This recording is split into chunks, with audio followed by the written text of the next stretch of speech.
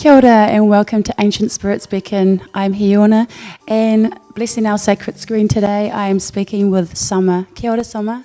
Hi, thank you so much for coming here. It's really my honor to have you in this sweet space. I'm so excited about today. It really is a sweet space.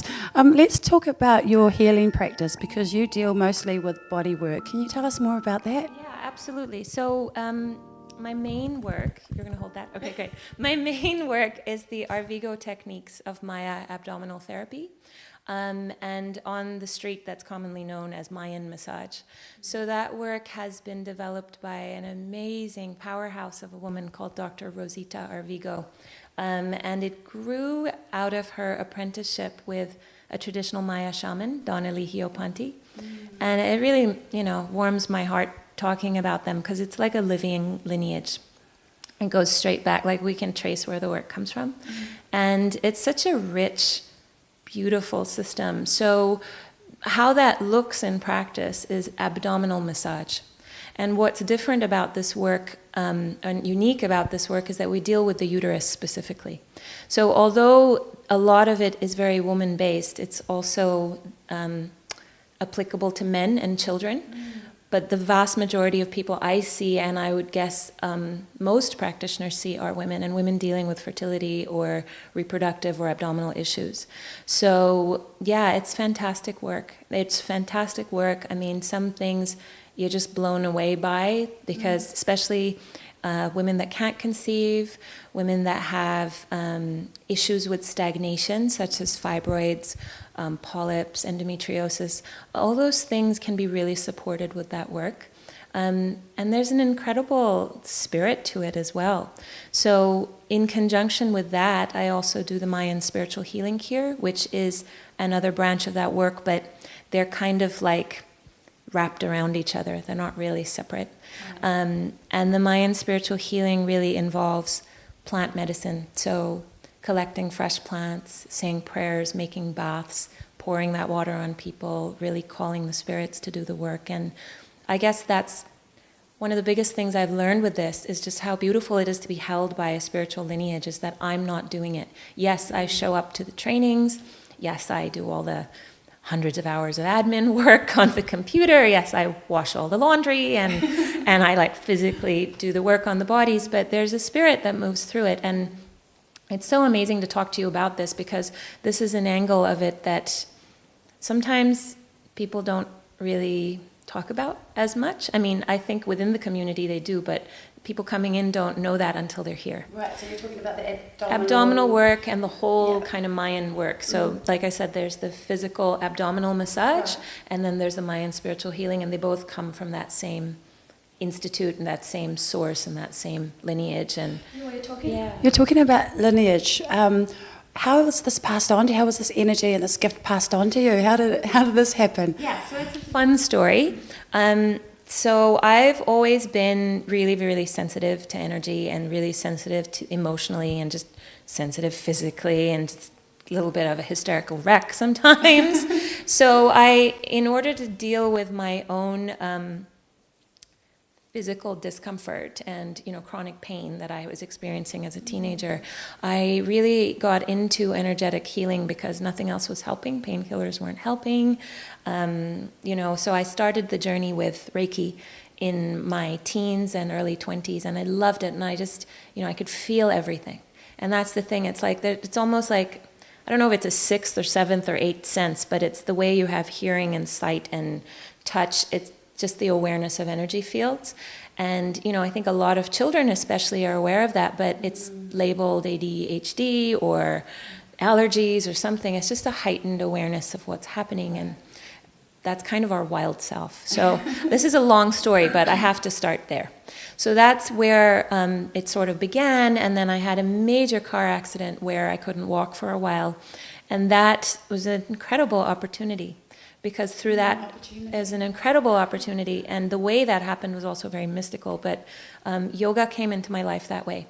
And so it took that energetic awareness into the body. And I was like, wow, I can move in a way that doesn't hurt, and I can move in a way that isn't restrictive and exercise-wise. I actually feel that prana and that chi moving. So it was it was like step by step, And also to deal with the injuries from that accident, homeopathy was also a big angel that came in. So it was unfolding one step at a time. And then the next big phase of my life was really having my son and going through the pregnancy and using yoga and remedies and meditation and just having this really, really blessed experience and a really blessed birth experience and a home birth. And I'm just, there's so much gratitude that it happened the way I wanted it to happen, because I know that's not always the case. But that in itself was a teaching for me and a learning for me. And the 4 years that followed his birth of just extended breastfeeding and because that was right for us. Again, there's no judgment. It's not about how it was for anyone else. That was my journey through learning how to give. So that was kind of the next level. And I know you've talked about your sons. And well, I'm sure all mothers out there can relate to this, especially when it comes to breastfeeding. Yeah. That stage of motherhood. And that selflessness. It really it's like you're being... It's like training in a monastery, or you're becoming a monk, You're just like, okay, I'm awake again. So that it was all part of it. And so when he reached a certain age, he was about 3.5, 4, and elder in my family was needing to have surgery in the U.S. and I hadn't left New Zealand really since he was a baby. So I'd been in this real mommy, 4-hour walks on the stroller, just playing all day. And it had been a very different phase of my life. And I felt strongly that I wanted to go be there with this family member during around the time of their surgery. So I was like, I need to go on a trip. And it was really terrifying because I hadn't really been separated from him for more than a day or two. It was just, who am I now, And I'd done so much yoga training during... he was 5 months old when I started doing the yoga teacher training here. So my partner would be bringing him in to breastfeed in breaks, and it was just intense, but very cloistered. So this was like a whole new step. And I was like, I'm just going to go on a trip. And I met my best friend in the whole world in San Francisco, and we'd always wanted to go there. And it's What's your friend's name? Her name's Mrinalini, and if you will watch this later, shout out to you. So she and I went to the Redwoods, and we were like, we're going to go on a vision quest. And I hadn't been on a vision quest in several years. It was the second major vision quest I'd ever gone on. And I didn't know what I wanted to ask for. But when I got to the woods, it just came in that I was like, show me what you want me to do. Just show me. Because I don't know. I don't know who I am now. I know what I've been, but I don't know who I'm going to be now that I'm not the mommy of a little toddler 24/7. What am I supposed to do? And then I tripped, but it was fine. I didn't get hurt. I tripped over the root of a redwood, and the root was a different color. It was really bizarre. I don't know what had happened to that root, but it looked like an arm. It had an elbow, it had a wrist, it had a hand, and it had 5 fingers. And it was just like an arm coming out of the earth. And I looked at it, and I was like, that's a hand. And I was like, okay. And I didn't get it right away. So then I had the good fortune of being gifted a session with an Arvigo practitioner on the East Coast later. And that was a really lovely experience, but it didn't click. I didn't get what was happening quite yet. And then I was on my way to another major city to see this family member.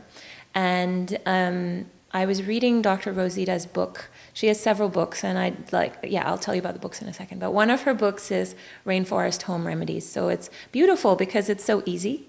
It's how to use plants and herbs that may be in your environment and other, self-care techniques. And it was an easy read. So I read the whole thing back to back on the plane. And I was really tired by that point. It was just mental focus, So I shut my eyes, and then I heard a voice. And the voice said, you are to go to Belize and study Mayan spiritual healing. And I looked up and I'm like, who said that? And nobody said that, but all the TV screens that were hanging in the galley of the plane all had Belize on them, right in that moment. And I couldn't hear it because you needed headphones for that, so it wasn't like that. And the really cool part about that was the place in Belize that they were filming was near San Pedro, where where they go scuba diving and snorkeling with nurse sharks and stingrays. And I had been there a few years earlier, thinking I would never visit that country again, attending the wedding of another family member. And we are quite sure my son was conceived there. So that is quite fantastic. It probably was. Yeah, and really amazing. And I didn't know that I would return there several times in the future to study this work. So it all was quite cosmic in a way. Yeah, a full circle. Yeah, and back around again. And yeah. This time you got the message, though. I really got the message. And so I came back, and I had, just been on a big trip, and I didn't have any spare funds at that point to go back. And I'm like, I don't know what I'm supposed to do. I know I have to study this, but I can't afford it right now. And so I went online, and I found an amazing woman in Australia. Her name is Andrea Lopez, and she was one of the first to bring it, if not the first. I can't say that for sure. I'm sorry. I don't remember. But to bring this work to this part of the world, to Australia. So at that point, I think there were So only... what's the name for it? What name? The work, it's called the Arvigo Techniques of Maya Abdominal Therapy and Mayan Spiritual Healing. And they're named after Dr. Rosita Arvigo, who I've had the real privilege of meeting several times and working with, and she's just so amazing. So yeah, I contacted Andrea, and I went and I did the self-care, and I had an incredible physical healing right away because I was having some bladder issues at the time in terms of alignment, and I just had a treatment and it just completely realigned, and I was like, this is unreal. Excuse my graphic nature, but I'm really used to dealing with all the plumbing of the body all the time, so I'm very happy to share if that's okay with your audience. Absolutely. So basically, clearly, historically, personally, I have right-sided issues, and that's, postpartum and just, my own body. So what can happen is if the uterus gets out enough, it can really torque the bladder. So I was finding I wasn't peeing straight. I was peeing off to one side, and it was, not pleasant. So within the 30-minute treatment that my teacher, Megan Asaf, who's just an amazing woman, I love her. I'll happily link all these people for you. She just... the links are going by right now. Excellent, good. And she was just like, she, did quite a deep treatment, and she really addressed that I was holding a lot of fear, and that's something I've really worked on a lot. And boom, it was done. I went to the bathroom, I'm like, wow, that's not there anymore. Wow. Yeah. So part of that healing practice is that you're working with spirit in Wairua as well with the body work. Definitely. So that was how you were able to get that healing at the Yeah, time, yeah, receive that absolutely. healing? And so the beautiful thing with that work is that what you're doing physically is you're working with ligaments. So the uterus, in her infinite, beautiful, flexible nature, because she expands from a 4-ounce, beautiful little pearlescent pink being into the size of a watermelon, and then back maybe, I don't know, several times for average women around the world in a lifetime. Ligaments have to be able to accommodate that. And ligaments are, by their nature, quite taut and strong structures with a very low blood supply, so they don't, prolapse easily. Right. So, but ligaments can become imbalanced because they're also somewhat flexible. And so physical factors like accidents, blows to our body, falling, car accidents, which I'd had, trauma, sexual abuse, any of those things, wearing high heels, running a lot, all those things can throw those ligaments off, throw the sacrum off, and then the uterus gets stuck in funny positions. Like she's actually meant to be quite mobile. So in order to accommodate the bladder and accommodate the bowel and accommodate a baby. And so when she gets kind of stuck somewhere, then you start to see problems in the pelvic bowl develop, and issues of proper elimination, issues with painful periods, issues with constipation, issues with, pain, stagnation, all that kind of stuff. So the massage itself rebalances those ligaments and helps the uterus get back on her throne, really, which is really sweet. And so the spiritual part of that, of course, you're praying really while you're doing it, and I've personally found, and I can't speak for anyone else, but that the uterus herself and every organ, and this is something that predates my journey with Arvigo, it's just my own, something that happened, is a sense that they have a consciousness. And when you talk to them and you welcome them and you make them feel safe as you would a wild animal, they are very quick to repair themselves and move into alignment. So that's something I do a lot in my practice, is while I am doing the physical movements that I've been taught, and I'm very reverential and respectful to do it how I've been taught, because there's a wealth of training and lineage behind it. There's also a intuitive thing that happens where the energy body starts to talk to me, and I invite the uterus to show me where she wants to go. And then that's something that I think just happened organically, and a lot of women feel it. They feel it even when I'm not touching them. They feel their uterus coming up to meet me and meet them, essentially, and then let us know what needs to go from there. So, yeah, it's very beautiful. It's very, very beautiful. Yeah. What I love about your story, Samar, is that by healing yourself, now you're able to heal other women, and not just women. Yeah. Right, because you also work with men and with children as well. Yeah. So that was a beautiful healing story, and I probably have another 100 healings that I've experienced, some so intense and things that I never thought could possibly be moved. And some of that, a lot of that happens on my own, because an important thing I want to say is with the Arvigo work, every single person that comes to me or any other practitioner around the world is taught self-care massage.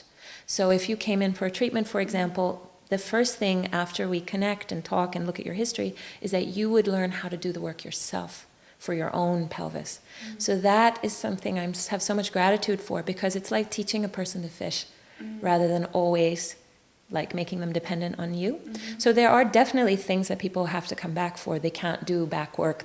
There's a lot of things that just mechanically they can't do.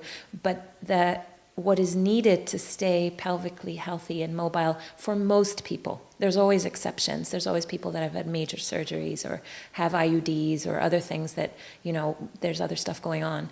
But for most people, it's an empowering gift that they take away from session number 1, and then they roll with that. They go into their lives. And so a lot of my own personal healings have happened through my own self-care and what it brings up. Because as you stir that beautiful pot of the pelvic bowl, and that leads me into the next thing, which I'll talk about in a second, things come to the surface. Our tissues hold memories.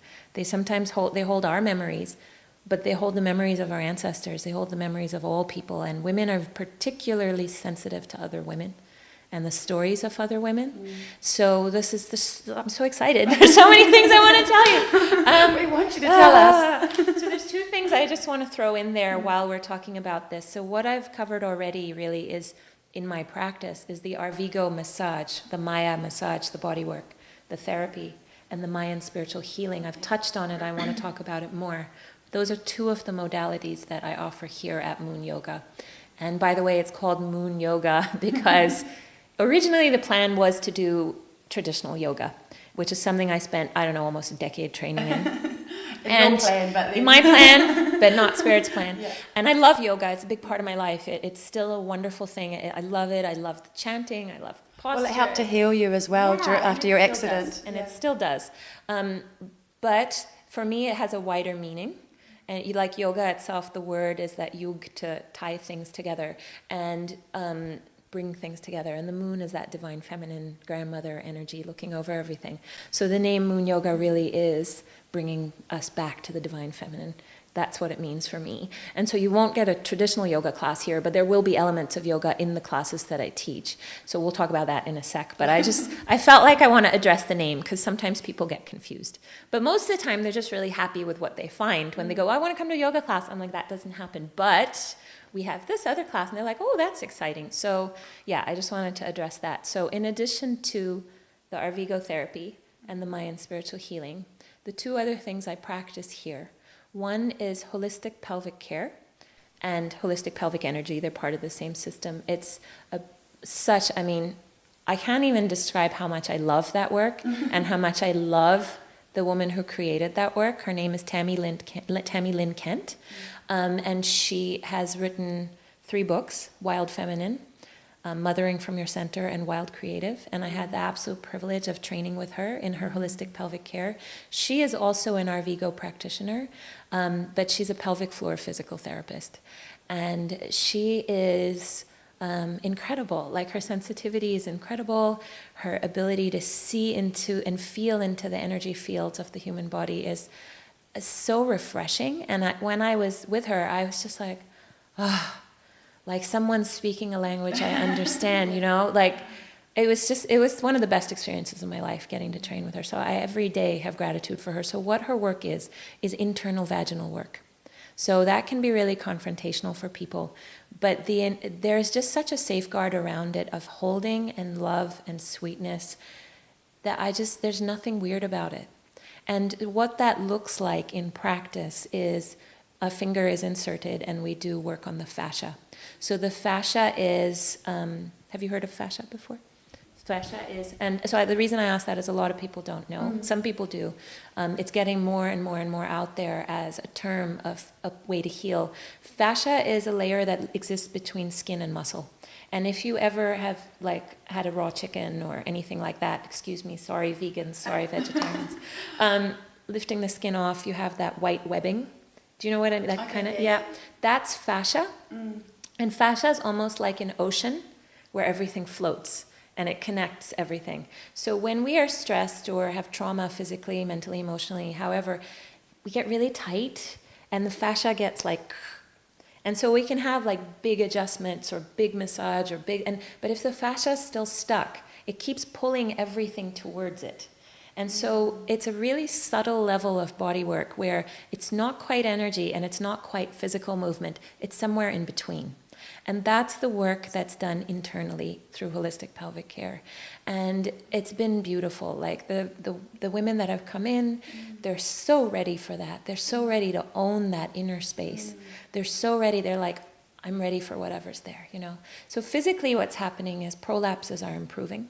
So postpartum prolapse is where the bladder or the uterus are falling or starting to lift up. That takes time, of course, but the combination of the uterine massage and the internal release work is amazing. One or the other are beautiful. Together, they really help prolapse. Things like overall tightness, postmenopausally, completely starts to improve and get like just tone and fluidity and, you know, pelvic pain, intercourse pain, all that can get so much easier, so much better.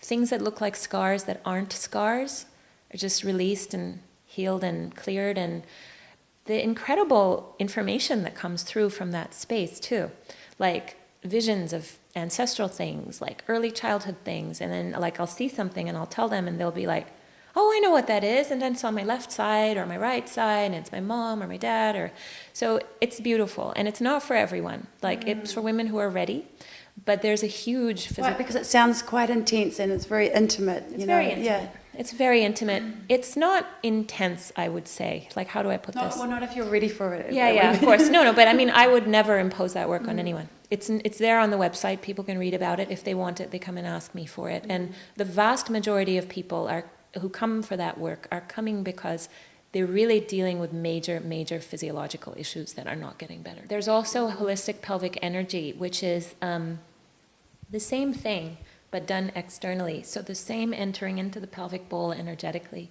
and smoothing it and clearing it. So a big part of what Tammy Kent has left us with in terms of, and it's all in her books. I really recommend getting her books. I sell her books, but they're also online easily accessible, and amazing books. And they teach you how to do that work for yourself too. So again, with all these things, there's an element of self-empowerment, which I love. And there's an element of how wonderful it is to do the work on yourself. And sometimes receiving that work, you can really let go. So it's just a balance of what the person needs at the time. The holistic pelvic energy, it's all the same meditation, same visualization, same going in and helping the pelvic bowl get balanced without necessarily going into the person physically if that's not what they're ready for, or they have a traumatic history, or they have pain. Sometimes people have a lot of pain and they're very sensitive and they're not quite ready. And that's something I've experienced personally myself, is sometimes you're very, very, very sensitized in those tissues. When I did the training, I had 9 treatments back to back in about 8 days. And it was the most powerful, most releasing, most transformative experience of my life. well, there have been other good ones too, but that it was up there. And Well, let's talk about the clients that come in for this sort of healing. Yeah. Because, this is all new to me, but I know that it sounds like now that we know that there's this option, there's this alternative healing out there that we can get to empower ourselves. Yeah, totally. Where are your clients coming from? What sort of background are they? Like I said, 90% of people will come for Maya abdominal work, which is all external. So they're coming either via my website or via the Arvigo Therapy website, or from referrals. I haven't really advertised. I advertise for the courses I teach, and I'll tell you about that in a second. But I don't know, it just kind of happened, you know? They're guided to you. Yeah, and so... Like you're guided to them. Exactly. And so what happens is those people are coming because the vast majority have something going on in their pelvis. And it's often menstrual issues, or major digestive things, slightly, lower down in the small intestine or even higher up. Men, it's often digestive issues that come in for, quite serious ones.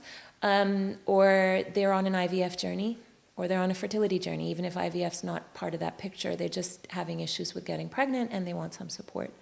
Or we have women that are recovering from pelvic surgeries or have had, endometriosis, fibroids, all that kind of stuff. So the vast majority are coming in with pelvic pathology of some sort. Some sort of trauma. Yeah, and it's mostly physical. And there's a handful of clients where we stay only at that physical level because that's what they need, and that's what feels good to them. The most people quickly drop into that spiritual level of connectedness. So for me, and I was discussing this with you earlier, I don't want to alienate anybody by being too woo-woo, but I also, I'm like, this is me, guys. I have hearts on the wall, That's the truth of who I am. So I don't hide that from people. I don't try to be clinical. But I also respect if people, that's not their thing.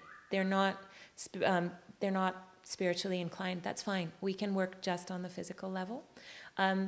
Most people, they like it. Or they wouldn't come here. You know what I mean? They want to know and they want to go deeper. So in terms of who my clients are, what they are, everyone's unique, everyone's beautiful, everyone's different. I can put them in the demographic of dealing with pelvic healing. But sometimes they come in for all kinds of stuff. Major constipation issues, sleep disturbances, all kinds of things. Spiritual healing, people can come in for all kinds of stuff for the Mayan spiritual healing. Grief, loss, postpartum depression.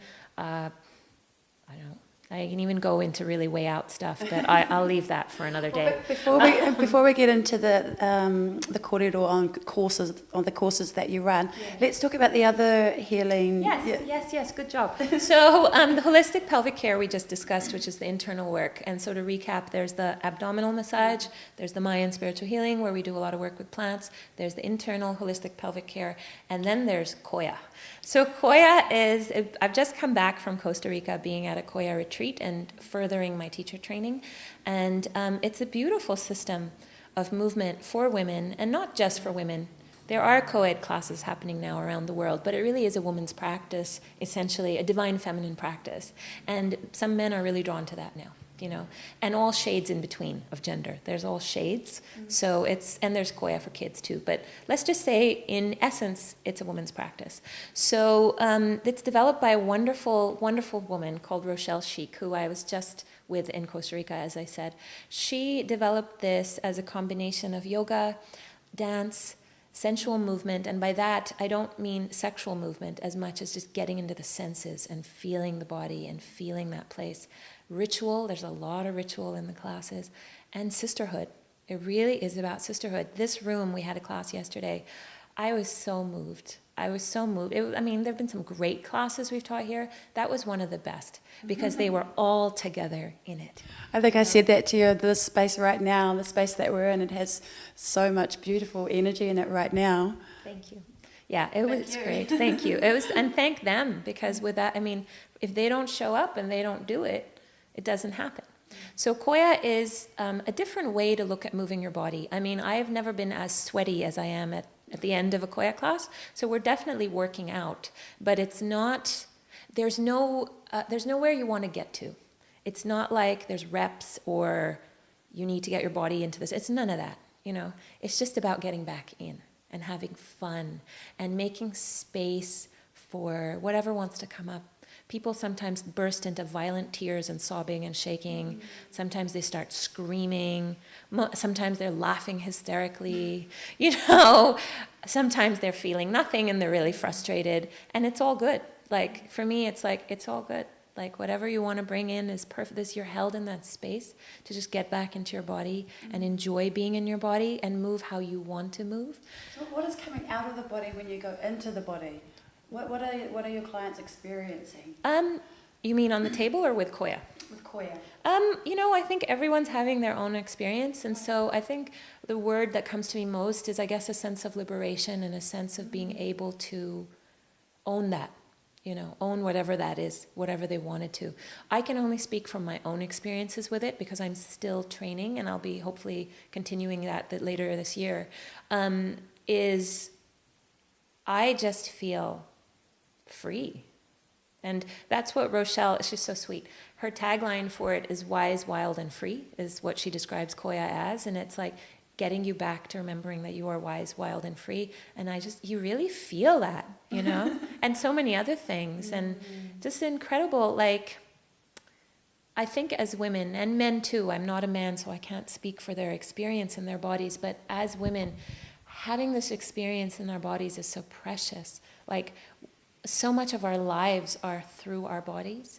And one of the saddest things about what's been happening in our world in the last several centuries is the restriction of the female body, even by clothing, by propriety, by cultural norms, by bras, by, you know, whatever. It's just sucking yourself back in. And then, you know, also this idea that we need to look a certain way and be, you know, a certain box, whatever that box is in that society at a time.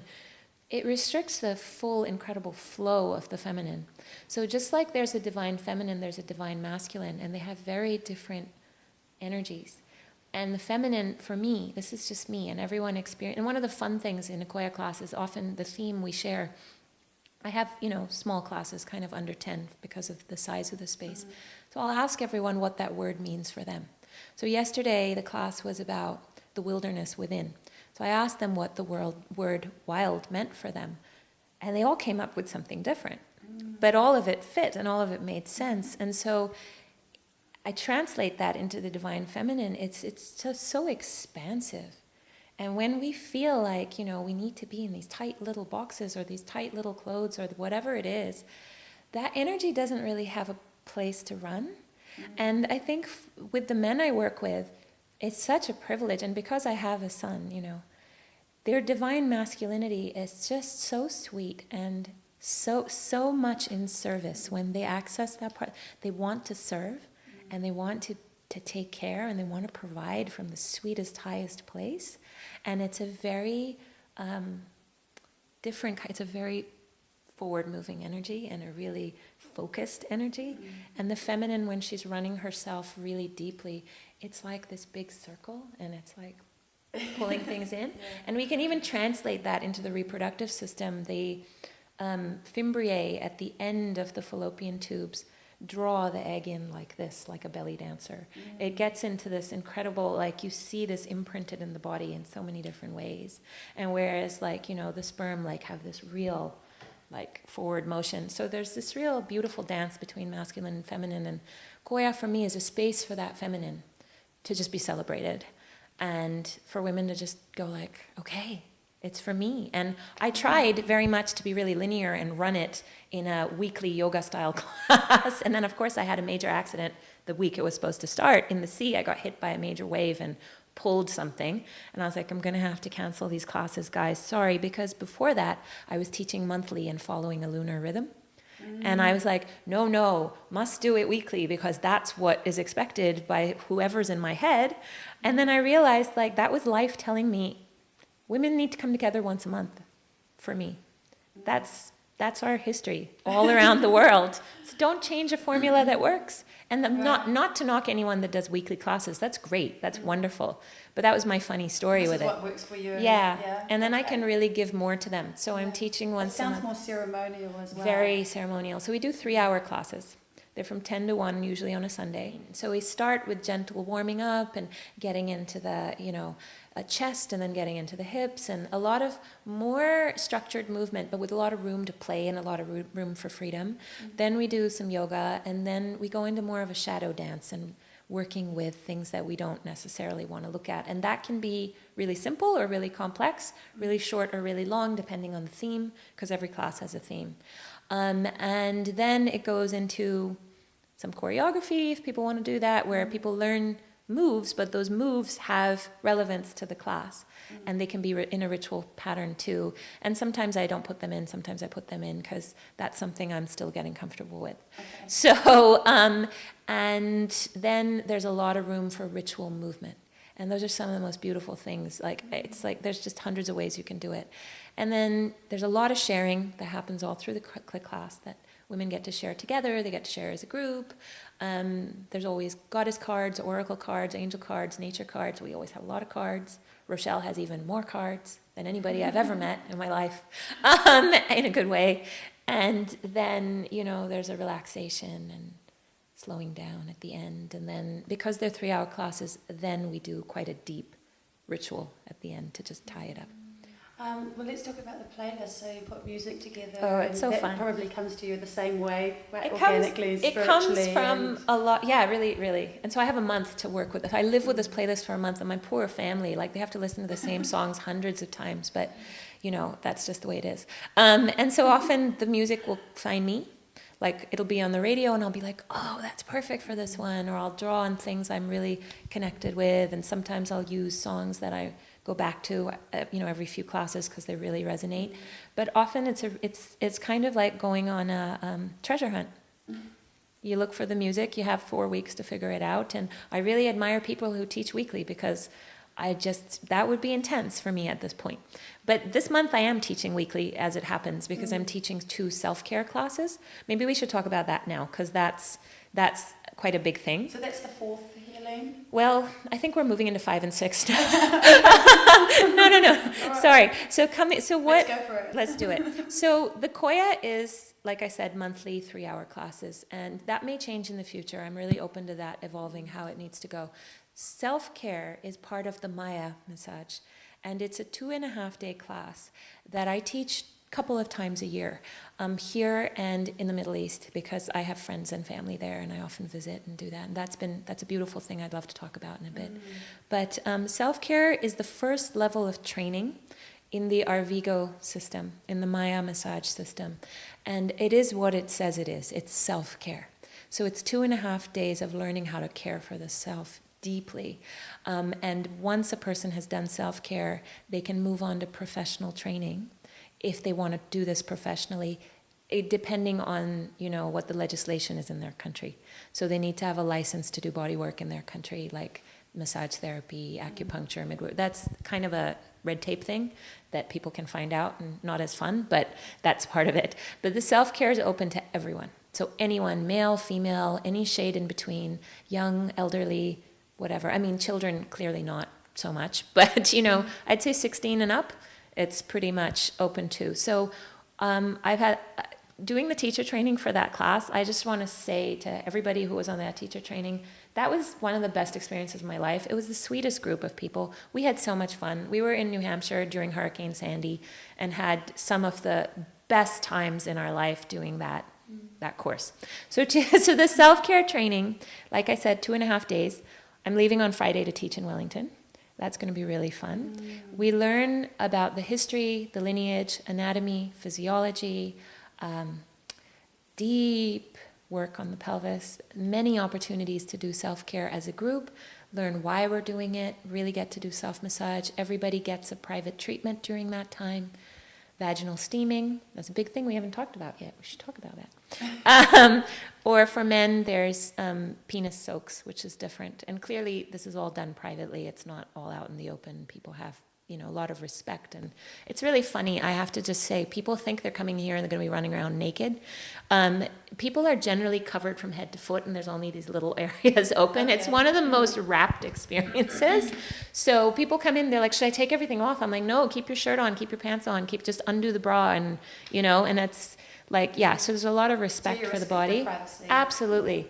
There's none of that. But when you work with the space, you do have to access the space. So people learn about how to do steams, and I like to offer the option of having people do steams. I've never had a man on my self-care classes yet. I would love to. That would involve 2 separate spaces during practice time, but it's only 1 hour for that, so it's not a big deal. But we've had wonderful experiences of women all doing steams together, but they're completely wrapped up. They look like they're in little tents, so no one's seeing anything, but they're having this beautiful experience of going into that space together as a group. And what vaginal steams are essentially is, and this is interesting because it touches on the indigenous work, societies all over the world introduce heat into the vagina. So some of you might have been online and seen Gwyneth Paltrow talking about vaginal steams last month, because she went to this Korean spa in LA called the Tikkun Spa and said it was like the most wonderful experience. And all these people are up in arms about how it's so dangerous and blah, blah. And it just cracked me up because she generated all this interest. And suddenly all these people are writing to me about wanting to have steams. And there's all this buzz all over the world about steams. So it's really funny. But in truth, it's an ancient practice. Women in Central America have been doing it for thousands of years. It's called Bajos, and I have had clients that come from Indonesia that have told me that exactly the same protocol we follow in the Central American system is what they do postpartum. They do steams. They'd wrap the belly, they do the massage. I know that in North Africa, they stand over hot rocks and introduce heat vaginally. I know that in some of the Pacific Islands, they do a similar thing with hot coals and hot rocks. And definitely in Korea, parts of China, even some Native American tribes do this. So what it is essentially introducing heat. So you spoke about how in your lineage, they use the hot pools and the heat. And so there's an understanding of keeping the body warm. And Chinese medicine is really good at this. So what vaginal steams really are is an opportunity for us in the privacy of our own home to introduce heat. So symptoms of cold in the pelvis can be pelvic pain, especially in Auckland when we have these chilly winds that come in. And if we have an exposed low back, or, it got in some other way, if we were like, at the beach or something and we were cold, or the back of the neck is really cold, like you and I are both like wearing our pretty dresses, but we're kind of chilly right now, and it's fine, but you know what I mean? So it's easy for that cold to invade the body. So a steam really remedies that. And when there is prolapse or any kind of imbalance, the uterus also lifts up in response to the steam. So it can be really, really helpful. Personally, I've found that clients who've had a history of any kind of trauma, whether it's sexual trauma or emotional trauma, a lot of emotion can come up in their first 1 or 2 steams too. It can just feel like they need to cry and let some stuff out because they're reclaiming space. Essentially, you're taking back space. And there's a lot of health benefits physically in terms of introducing heat and bringing blood and lymph and using plants like non-toxic edible plants for the steams. They introduce their own little oils into that space and have a cleansing effect. And it can be really helpful with postpartum bleeding. It can be really helpful just postpartum in general to help things go back how they need to. So we go into that in depth in the course, and nobody has to do anything they don't want to do. So you're not going to be forced to do a steam if you don't want to. It's just an option. It's there. For men, there's a similar practice where they soak their genitalia in warm water, and that can really help clear residue. And obviously that would be done in privacy by themselves. And again, never had a man on a self-care. One day, guys, But are you using oils for the soak? No essential oils, just plants. Essential oils are too strong. So plants, edible herbs, usually things from my garden. My garden is a mess right now, but there are times where it's wonderful. So calendula, oregano, basil, things like that. Nothing too fancy. I've had people get really creative at home and then they burn themselves, like with nettles or jasmine, or plants that are really strong, that don't look like they would be, but they are too strong. So anything, like mostly Italian seasoning is what that kind of plants and fresh plants. You can use dry as well, and all of that has gone into mass detail on the course. And it can even be done just with salt, like sea salt, if people want to, but plants have their sweet soothing qualities to them. So that's part of what we learn. We learn how to work with castor oil therapy, like external packs. That really helps break up scar tissue. It really helps break up any kind of adhesions, any kind of stagnation. It's a really beautiful practice. And then we learn about swaddling the hips. So if there's imbalances in the hips or postpartum when things are really loose and weak, really holding that tight like a hug so that it can heal without the woman feeling like she has to lift everything and really the pain and pressure. So that's one of the things that we go into, and working with herbal remedies that are made in the rainforest, how they can support the person. All these plants come from Belize. They're all recipes that Dr. Resides developed. Some of them are original recipes from Don Eligio. These plants are gathered using salvage botany, so they're all rescued. They're not ever torn down. A lot of rainforest areas are scheduled for deforestation, and then her team goes in and rescues these plants and turns them into medicine, or replants them if possible. So there's a lot of spirit behind these plants, and they're really strong in a good way. So these are plants that are native to the rainforest. How would we access those plants here in New Zealand? So I don't sell them, but I can recommend you talk to Joanne Vollmer, who is a woman I work with. She's an Arvigo practitioner in the United States, and she's a herbalist, and she makes them all by hand. And so one of the most common will be jackass bitters. That's actually the name of the plant. It's called tres puntas in Spanish.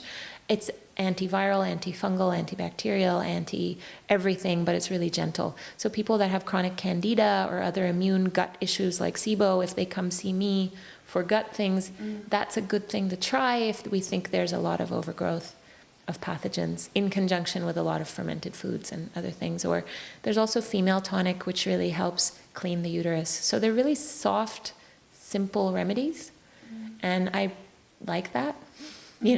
As opposed to really expensive supplements, which are wonderful in their place, but that's not my scope of practice. I can't recommend that, but I can work with this because this has been my training. So there's that, and we work with the energy body and energy blocks a lot and discussing how that may manifest. Ritual, beautiful things, just learning all about it and getting a pack to take home energetically of all these practices to work with. So that's self-care.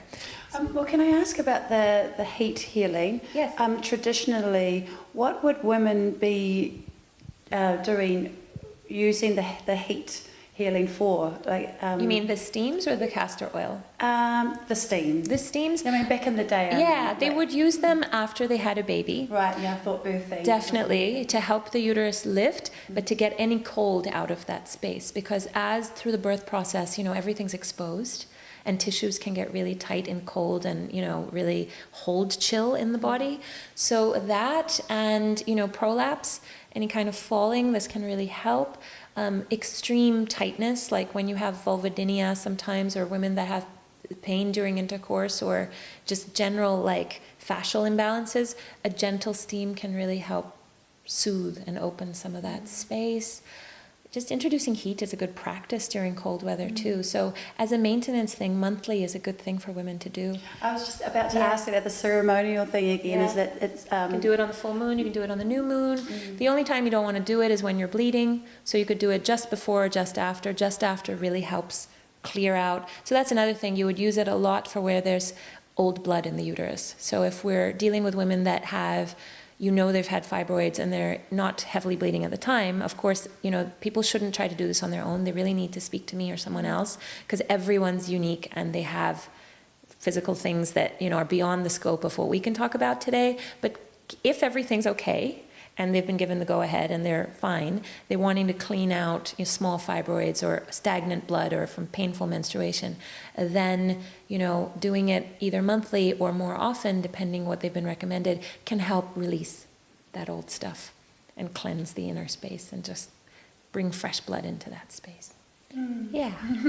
Beautiful. Yeah. So you're running courses for that? I am. I'm doing this weekend in Wellington, and on the 15th, 16th, and 17th of May in Auckland.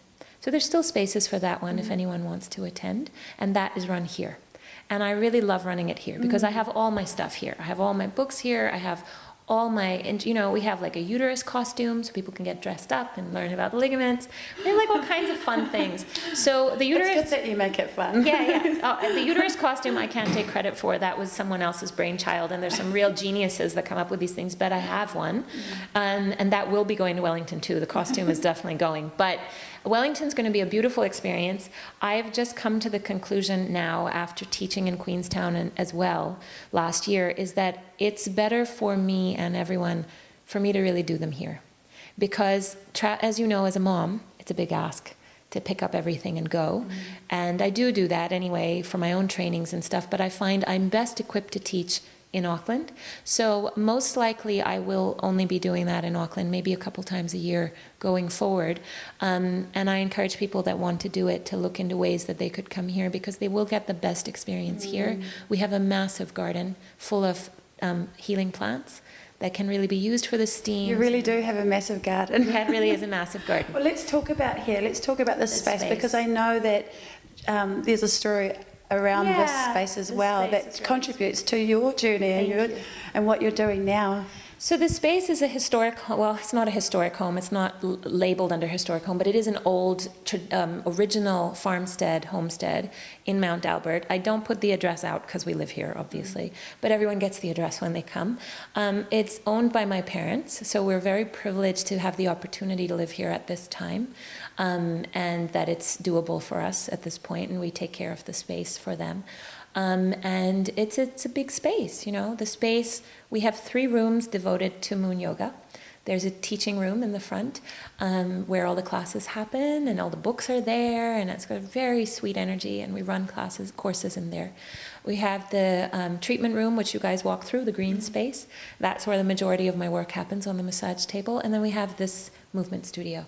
So these 3 spaces really comprise moon yoga, but also the grounds and the trees. We have an enormous ginkgo that all the Mayan spiritual healing happens under. There's a big vegetable garden and herb garden where we get all the plants to do the spiritual healing for people when they come for their sessions, and also for the classes, for steams, and just to get to know plants and work with them. So this house was built in 1895, as far as we can tell, based on the information we've been given. And it was a family-owned house, like the family who built it owned it for quite some time. And then it moved into the council's hands at a certain point, and was a halfway home for almost 60 years. So 60, yeah. It was run by a Catholic priest who was a devotee of Mother Mary. And he was helping so many people. And it really kind of blows my mind, because since I moved here, I just felt like I need a statue of Mary outside. And I had all these like profound experiences with Guadalupe and Mary and all the manifestations of Divine Feminine, but it was clearly already here. So I feel incredibly privileged and honored and humbled that to be the caretaker of the space for whatever time that my physical body resides in that space, because it has its own agenda, and it's a beautiful agenda. It's really a gentle, sweet, feminine holding for people, whether they're male, female, any shade in between, it doesn't matter. But there's something, and the house is very good at self-cleaning as well. It's very good at holding trauma and then moving it through. I mean, a lot of that is stuff I do consciously, but she has her own, abilities with that. So, yeah, it's a very cool experience. And I think it adds to it. And that's one of the reasons I feel like Wellington's going to be amazing. We have a really cool opportunity. But going forward for the foreseeable future, I really am going to teach them here, because this is where that center of power and healing really is for me. And if people want to come from out of town, there's so many Airbnbs all around, and they should talk to me. There's ways we can make it happen for them. Absolutely. Yeah, absolutely. So it's wonderful, and yeah. Just as we wrap up, is there anything that you're feeling guided to share with us, or a message? I guess at this point, in my own journey, the biggest thing that's really happened lately is really an understanding that it's all good. Our trauma, our pain, whatever, we can actually, you're okay. I'm okay. Is it that simple? Okay. Is it that simple though? Yeah, it feels like after so many years of struggling with it, it's got to the point where if we can see all of it as totally acceptable and totally okay, then we've got a good base to work from. And that's really where my heart is with that, is that not having any judgment, you know. It's a hard thing, but it's really that's the ingredient needed to go forward, where we just go all of me, accept all of me, rather than only the parts that I think are good. Yeah. Well, Samar, thank you so much. Thank you so much for having me here today and sharing your healing practice with us and all the work that you're doing. And I know that a lot of our viewers would have got something from this interview. Thank you so much. It's such a privilege. I'm really grateful for this opportunity. Yeah, thank you. Well, that's another show of Ancient Spirit Speaking, and I'd like to sign off by saying, no matter where you are in the world, don't forget that love is our universal language. Kia ora. Thank you. Ka kite.